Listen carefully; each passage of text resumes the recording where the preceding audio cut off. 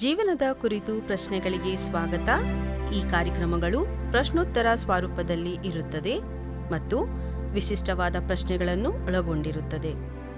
ನಿಮ್ಮಂಥ ಕೇಳುಗರು ದೇವರು, ಏಸು, ಸ್ವರ್ಗ ಮತ್ತು ಪ್ರಾರ್ಥನೆಯ ಬಗ್ಗೆ ಒಳಗೊಂಡಂತೆ ಪ್ರಮುಖವಾದ ವಿವಿಧ ಪ್ರಶ್ನೆಗಳ ಬಗ್ಗೆ ಹೊಂದಿರುತ್ತದೆ. ಇಲ್ಲಿ ಯಾವುದೇ ಪ್ರಶ್ನೆಗೆ ಮಿತಿ ಇಲ್ಲ. ಆದರೆ ಈ ಕಾರ್ಯಕ್ರಮವನ್ನು ಮುನ್ನಡೆಸುವ ನಮ್ಮ ನಿರೂಪಕಿ ಮತ್ತು ನಮ್ಮ ಅತಿಥಿ ಈ ಒಂದು ಕಾರ್ಯಕ್ರಮವನ್ನು ವಿಭಿನ್ನ ದೃಷ್ಟಿಕೋನಗಳೊಂದಿಗೆ ನಮ್ಮನ್ನು ನಡೆಸುತ್ತಾರೆ.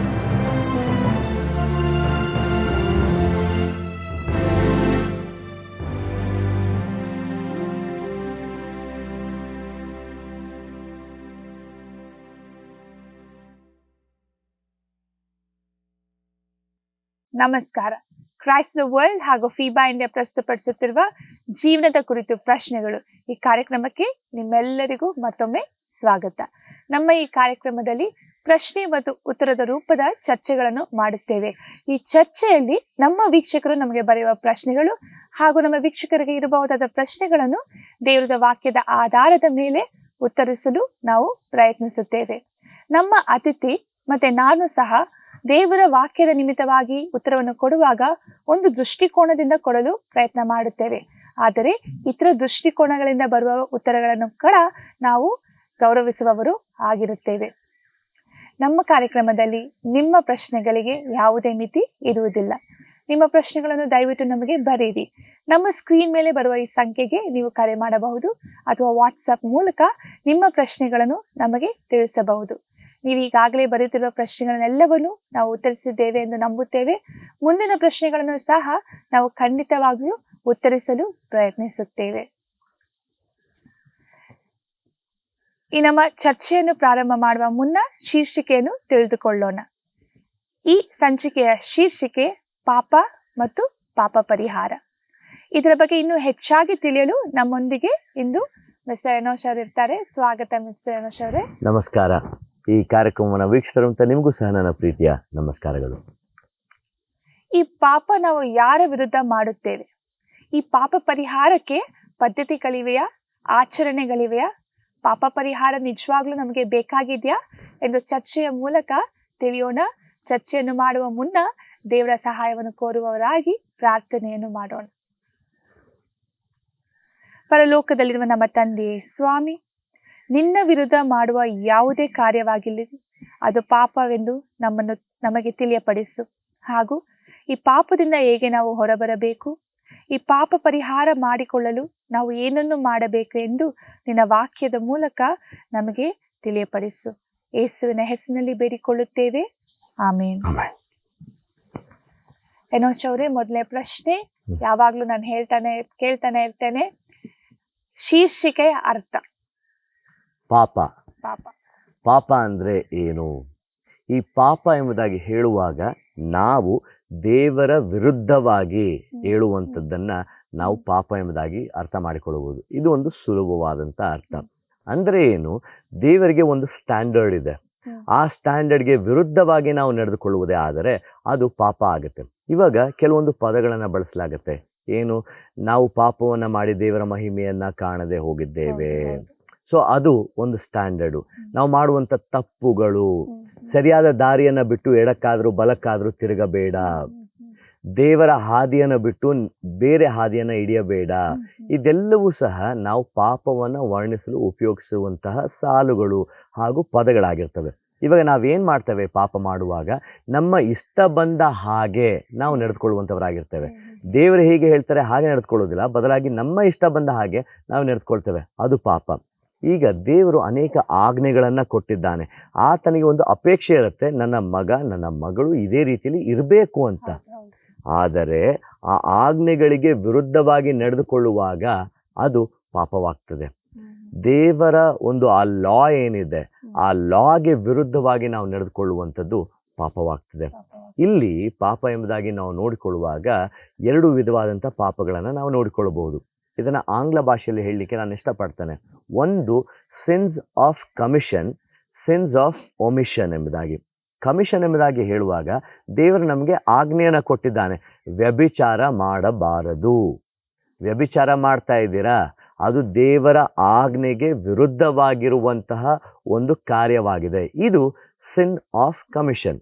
ಸಿನ್ ಆಫ್ ಒಮಿಷನ್ ಎಂಬುದಾಗಿ ಹೇಳುವಾಗ ನೀವು ಒಳ್ಳೆಯದನ್ನು ಮಾಡಬೇಕು, ಆದರೆ ಒಳ್ಳೆಯದನ್ನು ಮಾಡಬೇಕೆಂದು ಅರಿತು ಅದನ್ನು ಮಾಡದೆ ಹೋದಾಗ ಅದು ಸಿನ್ ಆಫ್ ಒಮಿಷನ್ ಆಗುತ್ತದೆ. ಸೊ ಇದು ಎರಡು ವಿಧವಾದಂಥ ಪಾಪಗಳು ಎಂಬುದಾಗಿ ನಾವು ಅರ್ಥ ಮಾಡಿಕೊಳ್ಳಬಹುದು. ನೀವು ಹೇಳಿದ್ರೆ ನನಗೆ ಇಂಟ್ರೆಸ್ಟಿಂಗ್ ಆಗಿ ಅನಿಸ್ತು. ಸಿನ್ಸ್ ಆಫ್ ಕಮಿಷನ್ ನನ್ಗೆ ಅದು ಅರ್ಥ ಆಯ್ತು. ನಾವು ಮಾಡೋದು ಕಾರ್ಯಗಳು ತಪ್ಪಾಗಿದ್ರೆ ಅದು ಪಾಪ ಅಂತ ಹೇಳ್ಬೋದು. ಈ ಸಿನ್ಸ್ ಆಫ್ ಒಮಿಷನ್ ಬಗ್ಗೆ ಇನ್ನು ಸ್ವಲ್ಪ ಹೇಳ್ತೀರಾ? ನೋಡಿ, ಸಿನ್ಸ್ ಆಫ್ ಕಮಿಷನ್ ಎಂಬುದಾಗಿ ಹೇಳುವಾಗ ಅದು ನೇರವಾಗಿ ನಮಗೆ ಗೊತ್ತಿರುತ್ತೆ, ಇದು ಪಾಪ, ಇದನ್ನ ನೀನು ಮಾಡಬಾರ್ದು. ಸೊ ನೋಡಿದವರೆಲ್ಲರಿಗೂ ಗೊತ್ತಾಗುತ್ತೆ ಅವ್ರು ತಪ್ಪು ಮಾಡ್ತಾ ಇದ್ದಾರೆ. ಸೊ ದೇವರ ಆಜ್ಞೆಗೆ ವಿರುದ್ಧವಾಗಿರುವಂಥದ್ದು sins of commission. Sins of omission ಎಂಬುದಾಗಿ ಹೇಳುವಾಗ ನಾವು ಅದು ತಪ್ಪಂತ ಅಂದರೆ ನಾವು ಒಳ್ಳೆಯದನ್ನು ಮಾಡಬೇಕಾಗಿರೋರು ಒಳ್ಳೆಯದನ್ನು ಮಾಡದೆ ಹೋದಾಗ್ಯೂ ಸಹ ಅದು ಪಾಪವಾಗ್ತದೆ. ನಾವಿದನ್ನು ಯಾಕೋಬನ ಪತ್ರಿಕೆ 4ನೇ ಅಧ್ಯಾಯ 17ನೇ ವಚನದಲ್ಲಿ ನೋಡ್ಕೊಳ್ತೇವೆ. ಏನಂತೆ, ಹೀಗಿರುವುದರಿಂದ ಒಳ್ಳೆಯದನ್ನು ಮಾಡಬೇಕೆಂದು ತಿಳಿದು ಅದನ್ನು ಮಾಡದೇ ಇರುವವನು ಪಾಪಕ್ಕೆ ಒಳಗಾಗಿದ್ದಾನೆ. ನಾವು ಮತ್ತಾಯನ ಸುವಾರ್ತೆ 25ನೇ ಅಧ್ಯಾಯ 31ನೇ ವಚನ ಮೇಲ್ಪಟ್ಟು ನಾವು ವಾಕ್ಯಗಳನ್ನು ನೋಡ್ಕೊಳ್ತೇವೆ. ನಾನು ಹಸಿದಿದ್ದೇನು, ನೀವು ನನಗೆ ಆಹಾರವನ್ನು ಕೊಟ್ರಿ. ನಾನು ಬಾಯಾರಿದ್ದೇನು, ನನಗೆ ನೀರನ್ನು ಕೊಟ್ರಿ. ನಾನು ಸೆರೆಮನೆಯಲ್ಲಿದ್ದನು, ನಾನು ನೋಡುವುದಕ್ಕೆ ಬಂದ್ರಿ. ಅಲ್ಪವಾದವನಿಗೆ ನೀವೇನನ್ನೆಲ್ಲ ಮಾಡ್ತೀರಾ ಅದು ನನಗೆ ಮಾಡಿದ ಹಾಗೆ ಎಂಬುದಾಗಿ ಸ್ವಾಮಿ ಹೇಳ್ತಾನೆ. ಅನೇಕ ಬಾರಿ ನಾವು ಓರೆಯಾಗಿ ಹೋಗುವುದು ಉಂಟು. ನಾವು ಯೋಹಾನನ 1ನೇ ಪತ್ರಿಕೆಯನ್ನು ಸಹ ನಾವು ನೋಡಬೇಕಾದ್ರೆ ಕೆಲವೊಂದು ವಾಕ್ಯಗಳನ್ನು ನಾವೀಗ ನೋಡ್ಕೊಳ್ಳೋಣ.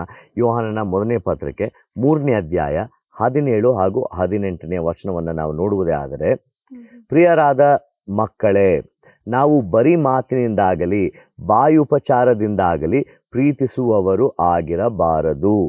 ನಿಮ್ಮ ಪ್ರೀತಿಯು ಕೃತ್ಯದಲ್ಲಿಯೂ ಸತ್ಯದಲ್ಲಿಯೂ ತೋರಬೇಕು ಅನ್ನುವಂಥದ್ದನ್ನು ಯಾಕೆ ಈ ವಾಕ್ಯ ಹೇಳಲ್ಪಡ್ತದೆ ಎಂಬುದಾಗಿ ಹೇಳುವಾಗ 17ನೇ ವಾಕ್ಯ ಹೇಳುತ್ತೆ, ಈ ಲೋಕದ ಸಂಪತ್ತುಳ್ಳ ಯಾವನಾದರೂ ಕೊರತೆಯಲ್ಲಿ ಬಿದ್ದಿರುವ ತನ್ನ ಸಹೋದರನನ್ನು ನೋಡಿ ಕರುಣಿಸದೆ ಬಿಟ್ಟರೆ ದೇವರ ಪ್ರೀತಿಯು ಅವನಲ್ಲಿ ನೆಲೆಗೊಂಡಿರುವುದುಂಟೆ.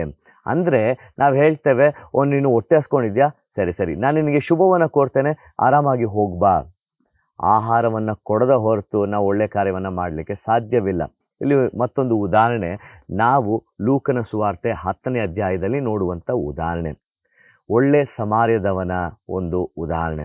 ಇಲ್ಲಿ ಒಬ್ಬ ವ್ಯಕ್ತಿ ಯೆರೂಸಲೇಮಿಂದ ಆತನು ಯೆರಿಕೋ ಪಟ್ಟಣಕ್ಕೆ ಹೋಗ್ತಾ ಇರ್ತಾನೆ. ಹೋಗುವಾಗ ಆತನನ್ನು ಕೆಲವರು ಕಳ್ಳರು ಹೊಡೆದು ಗಾಯ ಮಾಡಿ ಬೀಳಿಸ್ತಾರೆ. ಆ ಸ್ಥಳಕ್ಕೆ ಒಬ್ಬ ಧಾರ್ಮಿಕ ವ್ಯಕ್ತಿ ಬರ್ತಾನೆ, ಒಬ್ಬ ಲೇವಿ ಎಂಬುದಾಗಿ ನಾವು ನೋಡ್ತೇವೆ. ಆತನು ಬಂದು ಅದಕ್ಕೂ ನನಗೂ ಸಂಬಂಧ ಇಲ್ಲ ಎಂಬುದಾಗಿ ಆತನನ್ನು ನೋಡಿ ಹೋಗುವಂಥದ್ದನ್ನು ಹಾದು ಹೋಗುವಂಥದ್ದನ್ನು ನಾವು ಕಾಣ್ತೇವೆ. ಅದೇ ಒಂದು ಸ್ಥಳಕ್ಕೆ ಮತ್ತೊಬ್ಬ ಮನುಷ್ಯನು ಬರ್ತಾನೆ.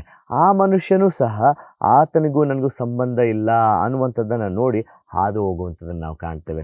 ಮೂರನೆಯದಾಗಿ ಆ ಒಬ್ಬ ಮನುಷ್ಯನು ಇನ್ನೊಬ್ಬ ತಿರಸ್ಕರಿಸಲ್ಪಟ್ಟಂಥ ಮನುಷ್ಯನು ಅಂದರೆ ಸಮಾರ್ಯದವನು, ಆತನಿಗೆ ಯಾವುದೇ ರೀತಿಯಾದಂಥ ಒಂದು ಪರಿಗಣನೆ ಇರುವುದಿಲ್ಲ. ಆತನು ಈ ಬಿದ್ದಿರುವಂಥ ಮನುಷ್ಯನನ್ನು ನೋಡಿ ಹಾರೈಕೆ ಮಾಡಿ ಆತನನ್ನು ಹತ್ತಿರದಲ್ಲಿರುವಂಥ ಛತ್ರಕ್ಕೆ ಕರೆದುಕೊಂಡು ಹೋಗಿ ಸೇರಿಸಿ ಹಾರೈಕೆ ಮಾಡುವುದಕ್ಕೆ ಹೇಳ್ತಾನೆ. ಇದು ಸಿನ್ಸ್ ಆಫ್ ಒಮಿಷನ್ ಆಗುವುದಿಲ್ಲ.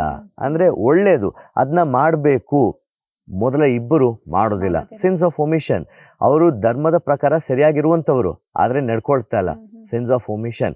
ಆದರೆ ಮೂರನೇ ವ್ಯಕ್ತಿ ಅದನ್ನ ಮಾಡ್ತಾನೆ. ಸೊ ಹೀಗೆ ನಾವು ಸಿನ್ಸ್ ಆಫ್ ಒಮಿಷನ್ ಅನ್ನ ಅರ್ಥ ಮಾಡಿಕೊಳ್ಳಬಹುದು. ಎರಡು ಟೈಪ್ಸ್ ಅಂತ ಹೇಳಿದ್ವಿ ಅಂತ ನಾನು ಅದನ್ನ ಹೇಳಕ್ ಇಷ್ಟಪಡ್ತೇನೆ. ಹಾಗಾದ್ರೆ ಪಾಪಗಳಲ್ಲಿ ವಿಧಗಳಿದೆಯಾ, ಇಲ್ಲ ಎಷ್ಟು ಪಾಪಗಳಿದೆ? ಒಳ್ಳೆ ಪ್ರಶ್ನೆ. ಯಾಕೆ ನಾನು ಈ ಪಾಸ್ ತಗೊಂಡೆ ಅಂದರೆ, ಈ ಒಂದು ಪ್ರಶ್ನೆ ನಾವು ನೋಡ್ಕೊಳ್ಬೇಕಾದ್ರೆ ಇವಾಗ ಆಕಾಶದಲ್ಲಿ ಎಷ್ಟು ನಕ್ಷತ್ರಗಳಿವೆ ಹೆಣಸಕ್ಕಾಗಲ್ಲ. ಸಮುದ್ರದ ತೀರದಲ್ಲಿ ಮರಳೆಷ್ಟಿದೆ ಹೇಳಕ್ಕಾಗಲ್ಲ. ಅದೇ ರೀತಿಯಲ್ಲಿ ಜನರು ಹೇಗೋ ಪ್ರತಿದಿನ ಒಂದಲ್ಲ ಒಂದು ಹೊಸ ಪಾಪವನ್ನ ಕಂಡಿಡ್ಕೊಳ್ತಾನೆ ಇರ್ತಾರೆ. ಸುಳ್ಳು ಹೇಳುವಂಥದ್ದಾಗಲಿ, ಹೊಟ್ಟೆ ಕಿಚ್ಚು ಹೇಳುವಂಥದ್ದಾಗಲಿ. ಇವಾಗ ನಾವು ಗಲಾತ್ಯ ಪತ್ರಿಕೆ 5ನೇ ಅಧ್ಯಾಯ 18-19ನೇ ವಚನದಲ್ಲಿ ನಾವು ನೋಡುವಂಥದ್ದು ಅನೇಕ ಪಾಪಗಳು ಅದರಲ್ಲಿ ಬರೆಯಲ್ಪಟ್ಟಿದೆ. ಎಫೆಸ ಪತ್ರಿಕೆಯಲ್ಲಿ ನಾವು ಕಾಣ್ತೇವೆ ಅನೇಕ ಪಾಪಗಳು ಬರೆಯಲ್ಪಟ್ಟಿವೆ. ಸೊ ಈ ದೇಹಕ್ಕೆ ಸಂಬಂಧಪಟ್ಟಿದಂಥದ್ದು ಅನೇಕ ವಿಷಯಗಳು ಪಾಪಗಳನ್ನಾಗಿ ನಾವು ನೋಡ್ಕೊಳ್ತೇವೆ. ಅದು ಸುಳ್ಳು ಹೇಳೋದಾಗಿರ್ಬೋದು, ಅಥವಾ ಕೆಟ್ಟದ್ದನ್ನು ಆಲೋಚನೆ ಮಾಡುವಂಥದ್ದಾಗಿರ್ಬೋದು, ಕೆಟ್ಟದ್ದನ್ನು ಆಗಿರಬಹುದು. ಅಂದರೆ ನಾವಿವಾಗ ಕ್ಷಮಾಪಣೆಯನ್ನು ಮಾಡದೇ ಇರುವಂಥದ್ದು, ಹೇಟ್ರೆಡ್ ಅಂದರೆ ದ್ವೇಷವನ್ನು ತೋರಿಸುವಂಥದ್ದಾಗಿರ್ಬೋದು, ಇದೆಲ್ಲವೂ ಸಹ ಪಾಪಗಳಾಗಿರ್ತದೆ. ಬೇರೆ ಬೇರೆ ವಿಧ ಆಗಿರ್ತದೆ. ಇದರಲ್ಲೇ ಹೊಸ ಹೊಸ ರೀತಿಯನ್ನು ಪ್ರತಿದಿನ ಕಂಡುಕೊಳ್ತಾ ಹೋಗ್ತಾರೆ. ಓಕೆ, ಸೊ ನೀವು ಹೇಳೋ ಪ್ರಕಾರ ಮನುಷ್ಯರು ನಾವೆಲ್ಲರೂ ಪಾಪವನ್ನು ಕಂಡುಹಿಡಿತಾ ಇದ್ದೀವಿ ಅಂತ ಹೇಳ್ತಾ ಇದ್ದೀರಾ, ಮತ್ತೆ ಎಲ್ಲರೂ ಪಾಪಿಗಳ?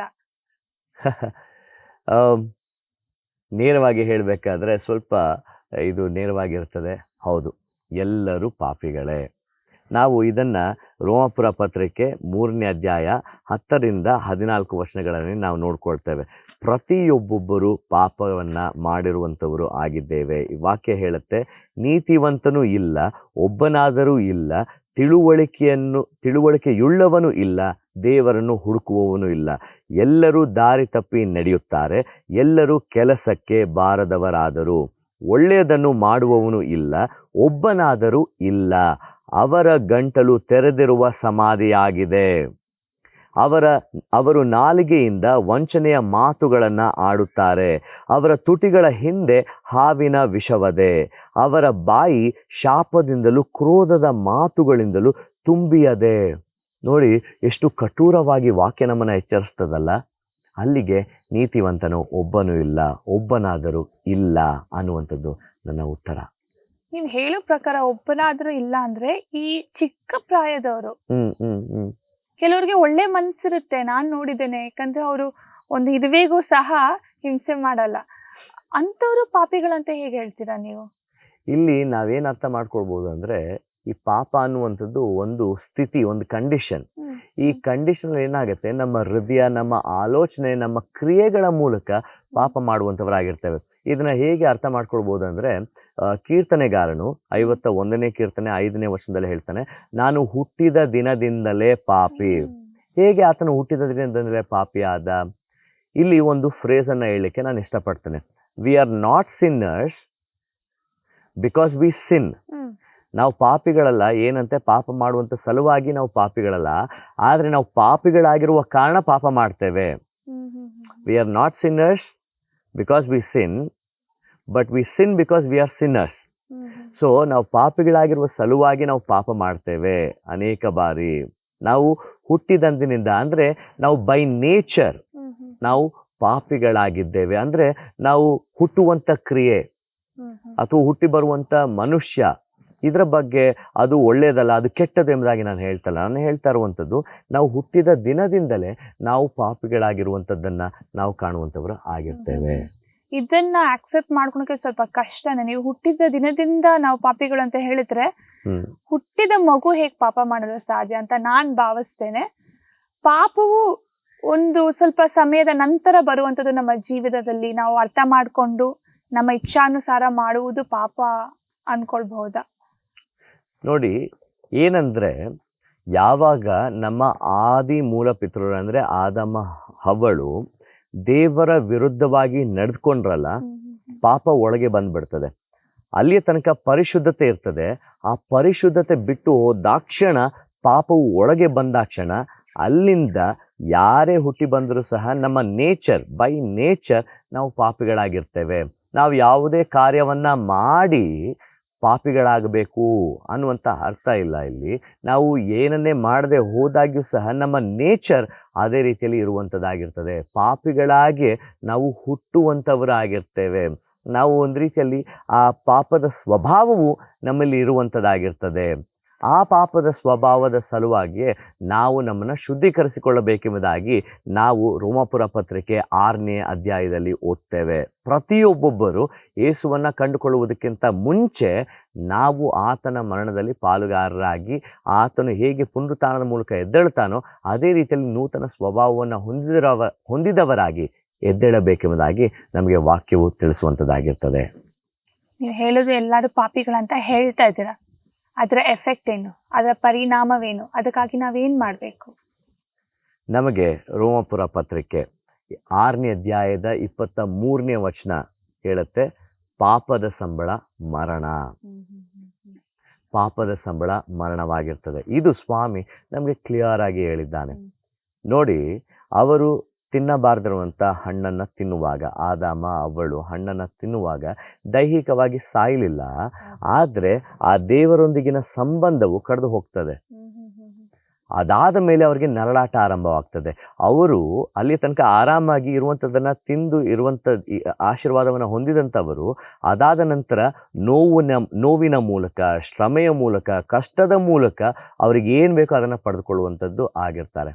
ಅಲ್ಲಿಗೆ ಪಾಪದ ಸಂಬಳ ಮರಣ ಎಂಬುದಾಗಿ ಹೇಳುವಾಗ ನಾವು ಪಾಪವನ್ನು ಮಾಡಿದಾಕ್ಷಣ ನಮ್ಮ ಹಾಗೂ ದೇವರ ಮಧ್ಯೆ ಇರುವಂಥ ಸಂಬಂಧ ಕಳೆದು ಹೋಗ್ತದೆ. ಅದರ ಮೂಲಕ ನಾವು ಮರಣವನ್ನು ಹೊಂದುವಂಥವರಾಗಿರ್ತೇವೆ. ಅಂದರೆ ಮರಣ ಎಂಬುದಾಗಿ ಹೇಳುವಾಗ ಆತ್ಮಿಕವಾದ ಮರಣವೂ ಸಹ ನಾನು ಇಲ್ಲಿ ಹೇಳಲಿಕ್ಕೆ ಇಷ್ಟಪಡ್ತೇನೆ.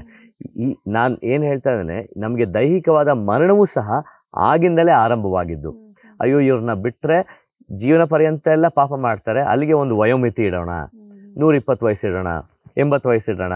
ಇವಾಗ ಬಲ ಹೆಚ್ಚಿದರೆ 80 ವಯಸ್ಸು ಎಂಬುದಾಗಿ ಹೇಳ್ತೇವೆ. ಈ ದಿನಮಾನಗಳಲ್ಲಿ 20-30 ಸಹ ನಮಗೆ ಗಟ್ಟಿ ಇಲ್ಲ. ಸೊ ಹಾಗಾಗಿ ಪಾಪಗಳ ಸಂಖ್ಯೆ ಹೆಚ್ಚಾಗಿ ಹೋಗ್ತಿರ್ಬೇಕಾದ್ರೆ ದೈಹಿಕವಾದ ಮರಣವೂ ಸಹ ಬರುವಂಥದ್ದನ್ನು ನಾವು ಕಾಣ್ತೇವೆ. ನೀವು ಹೇಳಿದ್ರಲ್ಲ, ಈ ದೇವರಿಂದ ಅಗಲುವಿಕೆ, ಅದನ್ನ ಒಂದೊಂದ್ಸಲಿ ನೆನ್ಸ್ಕೊಳ್ಳೋದಕ್ಕೆ ಭಯ ಆಗುತ್ತೆ. ನಾವೇನೇ ಬೇಕಾಗ್ಲಿ ನಮ್ಮ ದೇವರನ್ನ ಹುಡುಕುತ್ತಾನೆ ಹೋಗುತ್ತೇವೆ.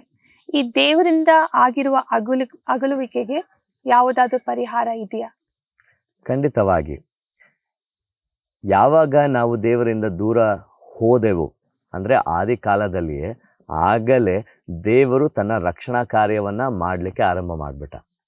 ಹೇಗಾದರೂ ಮಾಡಿ ನನ್ನನ್ನು ಬಿಟ್ಟು ಹೋಗಿರುವಂಥವರನ್ನ ಪುನಃ ನನ್ನ ಬಳಿಗೆ ಕರೆತರಬೇಕೆಂಬುದಾಗಿ ಆ ಪ್ರಯತ್ನವನ್ನು ಆರಂಭ ಮಾಡಿಬಿಟ್ಟ. ಹಾಗಾಗಿ ನಾವು ರೋಮಪುರ ಪತ್ರಿಕೆ 5ನೇ ಅಧ್ಯಾಯದ 8ನೇ ವಚನವನ್ನು ಓದುವಾಗ ಆ ವಾಕ್ಯ ಸ್ಪಷ್ಟವಾಗಿ ಹೇಳ್ತದೆ ಯಾವ ರೀತಿಯಲ್ಲಿ ದೇವರು ನಮ್ಮನ್ನು ಪ್ರೀತಿ ಮಾಡ್ತಾನೆ. ಈ 5ನೇ ಅಧ್ಯಾಯ 8ನೇ ವಚನ ಏನು ಹೇಳುತ್ತೆ, ನಾವು ಪಾಪಿಗಳಾಗಿದ್ದಾಗಲೂ ಕ್ರಿಸ್ತನು ನಮಗೋಸ್ಕರ ಪ್ರಾಣ ಕೊಟ್ಟದ್ದರಲ್ಲಿ ದೇವರು ನಮ್ಮ ಮೇಲೆ ತನಗಿರುವ ಪ್ರೀತಿಯನ್ನು ಸಿದ್ಧಾಂತಪಡಿಸಿದ್ದಾನೆ. ಸೊ ಇದು ಆತನ ಪ್ರೀತಿ. ನಾವು ಪಾಪಗಳ ಜೀವಿತದಲ್ಲೇ ಇರಬೇಕು ಎಂಬುದಾಗಿ ಆತನು ಆಶಿಸಲಿಲ್ಲ, ಬದಲಾಗಿ ಅದರಿಂದ ಹೊರಕರತಂದು ಅವರ ಜೀವಿತವನ್ನು ಬದಲಾಯಿಸಬೇಕೆಂಬುದಾಗಿ ಆಲೋಚನೆ ಮಾಡಿ ನಾವಿನ್ನು ಪಾಪಿಗಳಾಗಿದ್ದಾಗಲೇ ನಮಗೆ ಹೊಸ ಜೀವಿತವನ್ನು ಕೊಡುವುದರ ಮೂಲಕ ತನ್ನ ಪ್ರೀತಿಯನ್ನು ಸಿದ್ಧಾಂತಪಡಿಸಿದ್ದಾನೆ. ಸೊ ಅಲ್ಲಿಗೆ ಈ ಪಾಪಗಳನ್ನು ನಾವು ಒಪ್ಪಿಕೊಳ್ಳುವಂಥ ಪರಿಸ್ಥಿತಿಯಲ್ಲಿ ಇದ್ದೇವೆ. ಆ ಜವಾಬ್ದಾರಿ ನಮಗಿದೆ. ಅದನ್ನು ಒಪ್ಪಿಕೊಳ್ಳಬೇಕಾಗಿರುವಂಥದ್ದು ನನ್ನ ನಿಮ್ಮ ಜವಾಬ್ದಾರಿ ಆಗಿರ್ತದೆ. ಅನೇಕ ಸಂಚಿಕೆಗಳಲ್ಲಿ ನೀವು ಹೇಳಿದ್ದೀರಾ ಇದನ್ನ, ಯೇಸು ಕ್ರಿಸ್ತನಿಂದಲೇ ನಮ್ಮ ಪಾಪ ಕ್ಷಮಾಪಣೆ ಆಗುವುದು ಎಂದು. ನಮ್ಮ ವೀಕ್ಷಕರಲ್ಲಿ ಹಲವಾರು ಹೊಸ ವೀಕ್ಷಕರು ಇರಬಹುದು. ಅವರಿಗಾಗಿ ಮತ್ತೊಮ್ಮೆ ಈ ಯೇಸು ಕ್ರಿಸ್ತನು ಯಾರು? ಯೇಸು ಸ್ವಾಮಿ ದೇವರ ಏಕ ಪುತ್ರನು. ಆತನು ಮರಿಯಳೆಂಬ ಕನ್ಯೆಯಲ್ಲಿ ದೇಹ ಧರಿಸಿಕೊಂಡು ಈ ಲೋಕಕ್ಕೆ ಬರ್ತಾನೆ. ಕಾರಣ ಇಷ್ಟೇ, ನಾನು ನೀನು ನಾವೆಲ್ಲರೂ ರಕ್ಷಣೆಯನ್ನು ಹೊಂದಬೇಕೆಂದು. ನೋಡಿ, ಅನೇಕ ಬಾರಿ ನಾವು ತಪ್ಪುಗಳನ್ನು ಮಾಡುವಾಗ ನಾವು ಅಂದ್ಕೊಳ್ತೇವೆ ನಮಗೆ ಯಾರು ಇಲ್ವಾ. ಆದರೆ ಇಬ್ರಿಯ ಗ್ರಂಥಕರ್ತನು 4ನೇ ಅಧ್ಯಾಯದ 15ನೇ ವಚನದಲ್ಲಿ ಹೇಳ್ತಾನೆ, ನಮಗಿರುವಂತಹ ಮಹಾಯಾಜಕನು ನಮ್ಮ ನಿರ್ಬಲಾವಸ್ಥೆಯನ್ನು ಕುರಿತು ಅನುತಾಪವಿಲ್ಲದವನಲ್ಲ. ಆತನು ನಮ್ಮ ಹಾಗೆ ಸರ್ವ ವಿಷಯದಲ್ಲಿ ಶೋಧನೆಗೆ ಗುರಿಯಾದನು, ಆದರೆ ಪಾಪ ಮಾತ್ರ ಮಾಡಲಿಲ್ಲ. ಅಲ್ಲಿಗೆ ಈ ಸ್ವಾಮಿ ಮಾತ್ರವೇ ನಮ್ಮನ್ನು ನಮ್ಮ ಪಾಪಗಳಿಂದ ಬಿಡಿಸಲಿಕ್ಕೆ ಸಾಧ್ಯ. ಆ ಪಾಪಗಳಿಂದ ನಮ್ಮನ್ನು ಬೇರ್ಪಡಿಸಲಿಕ್ಕೆ ಸಾಧ್ಯ.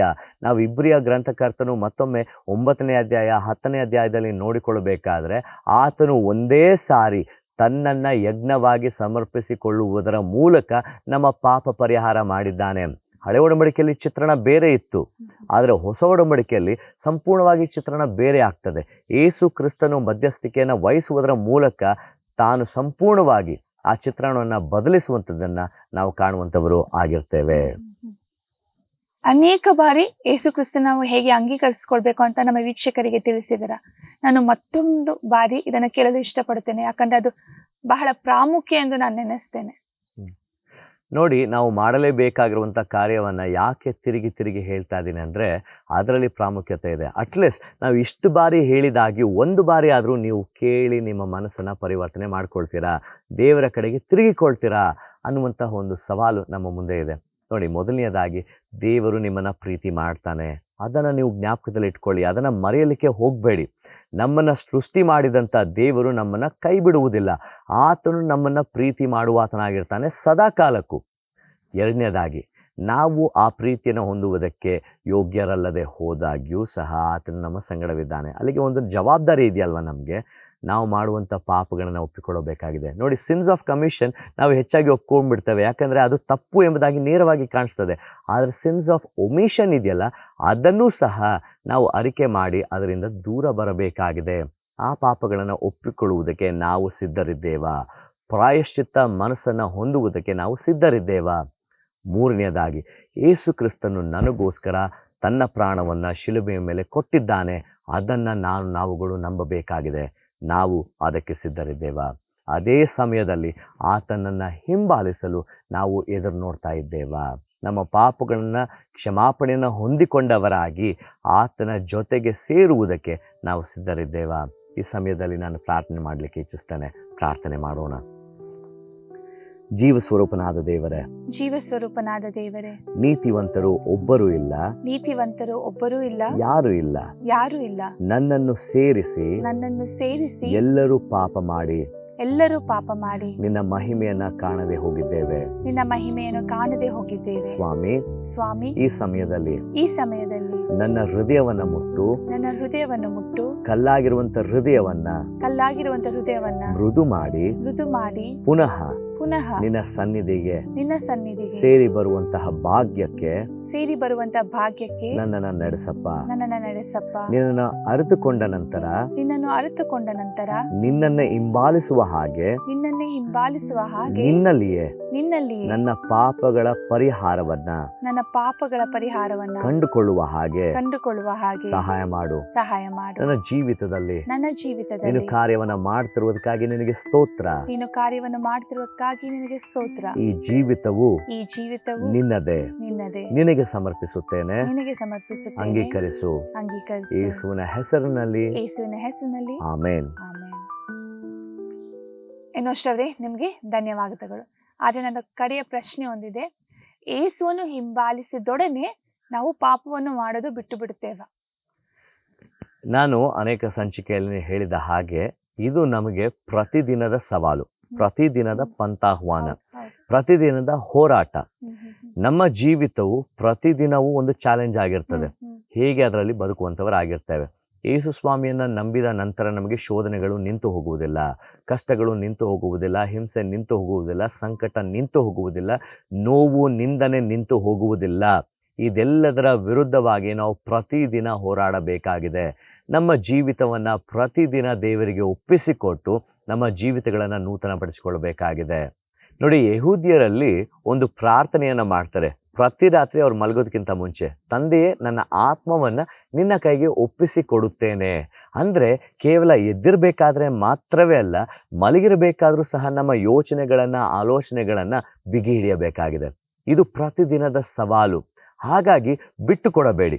ಪ್ರತಿದಿನ ಪ್ರತಿ ಸಮಯದಲ್ಲಿ ನೀವು ಇರುವಂಥ ಪರಿಸ್ಥಿತಿಯಲ್ಲೇ ಪ್ರಾರ್ಥನೆ ಮಾಡಿ, ದೇವರೇ, ನನ್ನನ್ನು ನೀನು ನಿಯಂತ್ರಣದಲ್ಲಿ ಇಟ್ಟುಕೊಂಡವನಾಗಿ ಕಾಯಬೇಕೆಂದು. ಆ ಪ್ರಾರ್ಥನೆಯನ್ನು ಮಾಡುವಾಗ ನಿಮ್ಮ ಜೀವಿತವು ಪಂಥಾಹ್ವಾನಗಳಿದ್ದಾಗ್ಯೂ ಸಹ ಅದು ಸರಿಯಾದ ರೀತಿಯಲ್ಲಿ ಮುಂದುವರಿಯುವಂಥದ್ದು ಆಗಿರ್ತದೆ. ಥ್ಯಾಂಕ್ ಯು ಅನೋಷ್ ಅವರೇ, ಎಲ್ಲ ಉತ್ತರಗಳಿಗಾಗಿ ಹಾಗೂ ನಿಮ್ಮ ಪ್ರಾರ್ಥನೆಗಾಗಿ ಮತ್ತು ನಿಮ್ಮ ಸಮಯಕ್ಕಾಗಿ ಧನ್ಯವಾದಗಳು. ನಿಮಗೂ ಸಹ ನನ್ನ ಧನ್ಯವಾದಗಳು. ಈ ಕಾರ್ಯಕ್ರಮವನ್ನು ವೀಕ್ಷಿಸಿರುವಂಥ ನಿಮಗೂ ಸಹ ನನ್ನ ಪ್ರೀತಿಯ ಧನ್ಯವಾದಗಳನ್ನು ನಾನು ತಿಳಿಸ್ತೇನೆ. ವೀಕ್ಷಕರೇ, ಇಂದಿನ ಶೀರ್ಷಿಕೆಯಾಗಿತ್ತು ಪಾಪ ಮತ್ತೆ ಪಾಪ ಪರಿಹಾರ. ನಾವೆಲ್ಲರೂ ಪಾಪ ಮಾಡಿದವರೇ ಎಂದು ನಾವು ತಿಳಿದಿದ್ದೇವೆ. ಒಬ್ಬರು ಸಹ ಯೋಗ್ಯರಾಗಿ ದೇವರ ಕೃಪೆಯನ್ನು ಪಡೆದವರಲ್ಲ. ಆದರೂ ದೇವರು ತನ್ನ ಕೃಪೆಯಲ್ಲಿ ಯೇಸು ಕ್ರಿಸ್ತನನ್ನು ನಮ್ಮ ಪಾಪಗಳಿಗೋಸ್ಕರ ಪರಿಹಾರವಾಗಿ ದಯಪಾಲಿಸಿದ್ದಾನೆ. ಈ ಯೇಸು ಕ್ರಿಸ್ತನನ್ನು ಅಂಗೀಕಾರ ಮಾಡುವುದು ನಮಗೆ ಬಿಟ್ಟಿರುವ ಆಯ್ಕೆ. ನಾವು ಯೇಸು ಕ್ರಿಸ್ತನನ್ನು ಅಂಗೀಕಾರ ಮಾಡಬೇಕೆಂದು ಆತನ ಇಚ್ಛೆಯಾಗಿದೆ. ನಾವೆಲ್ಲರೂ ಆತನನ್ನು ಅಂಗೀಕಾರ ಮಾಡಿ ಈ ಪರಲೋಕದ ಭಾಗ್ಯಕ್ಕೆ ಸೇರಿಕೊಳ್ಳೋಣ. ಈ ನಮ್ಮ ಕಾರ್ಯಕ್ರಮ ಕ್ರೈಸ್ಟ್ ದ ವರ್ಲ್ಡ್ ಹಾಗೂ ಫೀಬಾ ಇಂದ ಪ್ರಸ್ತುತಪಡಿಸುತ್ತಿದೆ. ನಮ್ಮ ಕಾರ್ಯಕ್ರಮದ ಹೆಸರು ಜೀವನದ ಕುರಿತು ಪ್ರಶ್ನೆಗಳು. ಪ್ರತಿ ಸಂಚಿಕೆಯಲ್ಲಿ ನಿಮ್ಮ ಮುಂದೆ ನಾವು ಒಂದು ಶೀರ್ಷಿಕೆಯೊಡನೆ ಬಂದು ದೇವರ ವಾಕ್ಯವನ್ನು ಹಂಚಿಕೊಳ್ಳಲು ಇಚ್ಛಿಸುತ್ತೇವೆ. ಹಾಗೂ ನಿಮಗೆ ಇರಬಹುದಾದ ಪ್ರಶ್ನೆಗಳನ್ನು ನಾವಿಲ್ಲಿ ಚರ್ಚಿಸುತ್ತೇವೆ. ದಯವಿಟ್ಟು ನಿಮ್ಮ ಪ್ರಶ್ನೆಗಳನ್ನು ನಮಗೆ ಬರೀರಿ. ಸ್ಕ್ರೀನ್ ಮೇಲೆ ಬರುವ ಈ ನಂಬರ್ಗೆ ನೀವು ಕಾಲ್ ಮಾಡಬಹುದು ಅಥವಾ ವಾಟ್ಸಪ್ ಮೂಲಕ ನಿಮ್ಮ ಪ್ರಶ್ನೆಗಳನ್ನು ನಮಗೆ ತಿಳಿಸಬಹುದು. ಮುಂದಿನ ಸಂಚಿಕೆಯಲ್ಲಿ ಭೇಟಿಯಾಗೋಣ. ಧನ್ಯವಾದಗಳು. ವೀಕ್ಷಿಸಿದ್ದಕ್ಕಾಗಿ ಧನ್ಯವಾದಗಳು. ಯೆಹೋವನು ನಿಮ್ಮನ್ನು ಆಶೀರ್ವದಿಸಿ ಕಾಪಾಡಲಿ. ಯೆಹೋವನು ಪ್ರಸನ್ನ ಮುಖದಿಂದ ನಿಮ್ಮನ್ನು ನೋಡಿ ನಿಮ್ಮ ಮೇಲೆ ದಯವಿಡಲಿ. ಯೆಹೋವನು ನಿಮ್ಮ ಮೇಲೆ ಕೃಪಾ ಕಟಾಕ್ಷವಿಟ್ಟು ಶಾಂತಿಯನ್ನು ಅನುಗ್ರಹಿಸಲಿ. ನಮ್ಮನ್ನು ಸಂಪರ್ಕಿಸುವ ಮಾಹಿತಿ info@fibaonline.org ಅಥವಾ ಮೊಬೈಲ್ ಅಥವಾ ವಾಟ್ಸಪ್ನ ಸಂಖ್ಯೆ 9902606453. ಧನ್ಯವಾದಗಳು.